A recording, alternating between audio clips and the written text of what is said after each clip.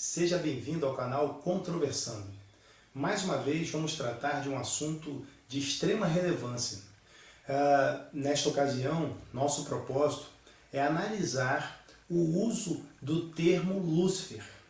É um termo de origem latina, porém é empregado com muita frequência para se referir à figura demoníaca principal nas Escrituras, que é Satanás. Será que de fato Lúcifer é o nome de Satanás? Será que esse uso popular que se faz do termo, ele é realmente bíblico? É o que veremos neste vídeo. Bem, a primeira coisa que eu quero ressaltar a respeito dessa temática, né, se o nome Lúcifer é de fato um nome e se ele é apropriado a Satanás, o texto de Isaías 14, versículo 12, eu quero convidar você a ler comigo. O texto de Isaías 14, 12 diz assim: Como caíste do céu, ó estrela da manhã, filha da alva, como foste lançado por terra, tu que debilitavas as nações. Veja, essa referência à estrela da manhã, a filha da alva, ela foi feita no texto hebraico com o termo Helel. Esse termo significa aquele que brilha. Porém, quando Jerônimo foi fazer a tradução no quarto século, início do quinto século, depois de Cristo, a tradução das escrituras, tanto do hebraico, aramaico, como também do texto do Novo Testamento, Jerônimo ele utilizou, para traduzir o hebraico Helel, ele utilizou o latim Lúcifer. Lúcifer, um termo latim que traz essa ideia de resplendor, traz essa ideia de brilho, de luz. Porém, Lúcifer não é um nome próprio. Lúcifer, na verdade, é um substantivo comum.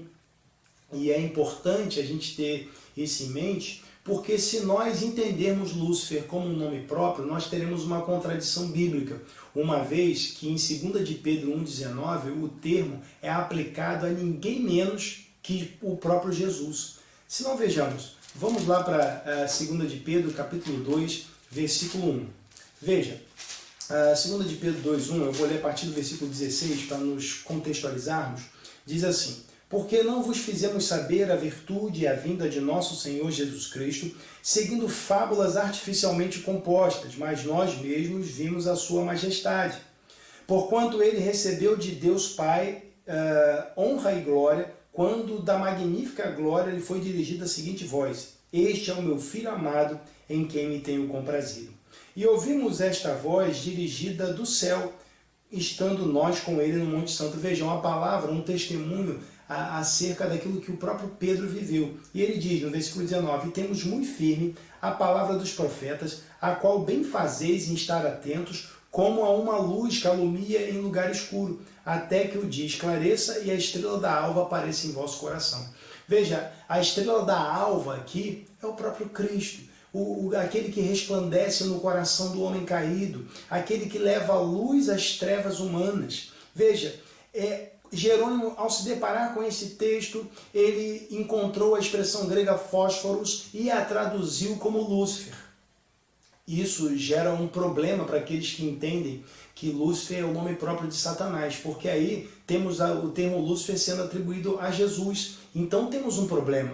É importante refletir sobre isso porque há uma clara contradição aqui. Quero relembrar que as escrituras originalmente elas foram redigidas em hebraico, aramaico e grego. Veja, o latim não aparece nos idiomas originais das escrituras. É bem verdade que nós não temos os originais, mas nós temos cópias bem antigas em abundância que confirmam a verdade bíblica proclamada. Os textos eles vão se confirmando. Mas o nosso tema não é a questão bibliológica, não é manuscritologia, nós estamos tratando especificamente do termo Lúcifer. Então, quando nós observamos essa contradição, né? Poxa, Lúcifer é um termo latim, as escrituras não foram escritas originalmente em latim, como pode o nome próprio de Satanás ser Lúcifer? Ora, e outra coisa nos chama a atenção. Lá em Isaías 14, 12, quando o termo Helel é empregado, não há a intenção de utilizá-lo como nome próprio daquele a quem se refere, mas na verdade há um uso claramente metafórico da expressão estrela da manhã. Então veja, Helel em nenhuma outra parte das escrituras é aplicado como nome próprio de Satanás. Por que Lúcifer deveria ser, portanto, considerado nome próprio de Satanás? Há uma incoerência, uma dificuldade. Além disso, o termo latim Lúcifer é empregado nas escrituras em outros textos. Em Jó, por exemplo, Jó 11, 27, aparece o termo Lúcifer aludindo ao resplendor da manhã. Então é importante nós percebermos isso, porque verificamos a partir daí que não se trata de um nome próprio, porque se fosse, estaria ali uma referência também a Satanás, e Jesus seria identificado com o próprio Satanás. Mas quando nós vamos a Apocalipse capítulo 22, versículo 16, nós vemos que o próprio Jesus se apresenta como a resplandecente estrela da manhã. Jesus é a estrela da manhã. A metáfora, ela se aplica muito bem ao Cristo por conta das suas características, por conta das próprias metáforas que o Cristo usa. Então nós vemos que é impróprio, é inadequado o uso do termo Lúcifer como nome próprio de Satanás. Porém, quero chamar a sua atenção para o texto original, lá o texto de onde nós partimos, né, que é o texto de Isaías 14, 12, e quero destacar que entendo que Isaías 14 não é uma referência a Satanás. O texto, na verdade, ele é claramente dirigido ao rei da Babilônia. Se não vejamos, no versículo 4 de Isaías 14, está escrito assim: então proferirás este dito contra o rei da Babilônia, e dirás, e dois pontos, então tudo que se segue é uma referência ao rei da Babilônia. No entanto, se nós recuarmos nos versículos, se formos até o capítulo 13, nós veremos lá no versículo 1 do capítulo 13 a expressão peso da Babilônia que viu Isaías, filho de Amós. Veja, essa expressão peso dá a ideia de uma sentença, do juízo que seria dirigido à Babilônia. Deus está dirigindo o juízo à Babilônia, e agora no capítulo 14 ele fala especificamente do juízo dirigido sobre o seu rei. Isso acontece também no capítulo 15, quando há o peso, também a sentença sobre os moabitas. Então há a predição da ruína de Moabe, assim como acontece em relação aos babilônios e ao rei Nabucodonosor, em especial, né, ou melhor, ao rei da Babilônia, não especifica Nabucodonosor, mas ao rei da Babilônia. Veja, em Daniel capítulo 4, nós vimos uma linguagem semelhante, uma linguagem metafórica. Não precisamos entender Isaías 14, 12 necessariamente como um retrato de um acontecimento celeste, mas uma linguagem metafórica aplicada ao rei, dizendo, olha só, o seu reino resplandecia tal como a estrela da manhã. Mas a estrela da manhã não resplandece o dia inteiro, chega uma hora que ela apaga. Então também chega o momento de você cair do seu reinado, cair do seu trono. Então Daniel capítulo 4 usa a mesma metáfora e, curiosamente, ninguém utiliza essa metáfora com referência a Satanás. Mas veja, não é a mesma metáfora, mas é uma metáfora semelhante. Daniel capítulo 4, versículo 22 diz assim: és tu, ó rei, que cresceste e te fizeste forte. A tua grandeza cresceu e chegou até o céu, e o teu domínio até a extremidade da terra. Veja, ele não dominou toda a terra, né, que é uma referência a Nabucodonosor, que não dominou toda a terra.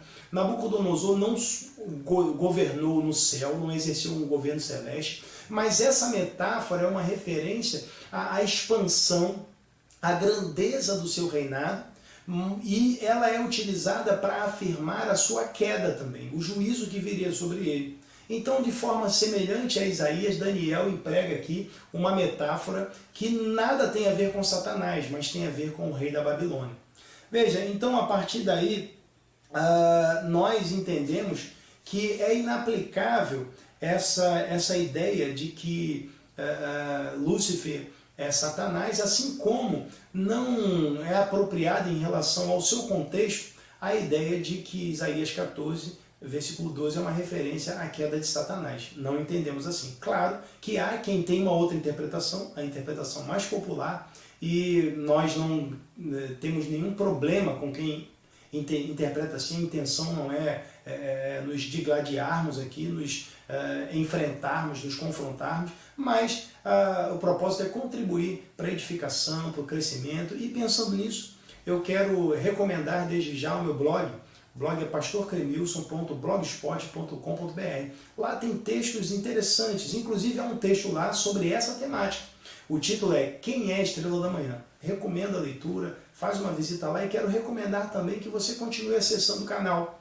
Há outros vídeos muito interessantes, um deles, uma série de vídeos sobre dar dinheiro para a igreja. Uma questão também controversa, muito polêmica, mas importante para a nossa reflexão. É certo dar dinheiro para a igreja? Esse é o título. É certo dar dinheiro para a igreja? Tem a parte 1, 2 e 3. Em breve estaremos gravando também a parte 4.